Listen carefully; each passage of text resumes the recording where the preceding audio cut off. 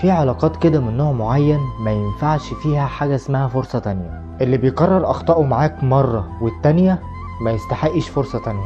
اللي بيتعمد يجرح فيك طول الوقت وبيتعامل معاك بمنتهى الإهمال ما يستحقش فرصة تانية. اللي يفرط في مكانه وهو كان قادر في يوم من الأيام إن هو يحافظ عليه وبإيديه ما يستحقش فرصة تانية. انت أولى بيها، اديها لحد تاني يعرف قيمتها ويعرف قيمة نفسك.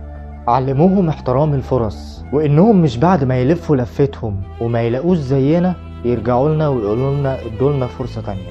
علموهم ان في حاجات في الحياة لو فرطت فيها مستحيل تقدر تعوضها. فأحب أقولك يا ابن الحلال، ما تضيعش وقت وتستنزف من طاقتك ومجهودك وذهنك وفكرك ومشاعرك مع حد مش مقدر قيمة نفسك ولا حتى قادر يستوعب الحياة من غيرك هتكون شكلها عامل ازاي. ولازم تفهم وتستوعب ان محدش يستهلك مرتين، هي مرة واحدة. وانت كمان اوعي يوحشك حد مبسوط مع غيرك، ولا تفكري في حد مشغول عنك مش بيكي، وياكي تحن لحد انت مش فارقة معاه، ولا تقدري ولا تحسي بحد بيعمل للكل حساب وبيجي عليكي.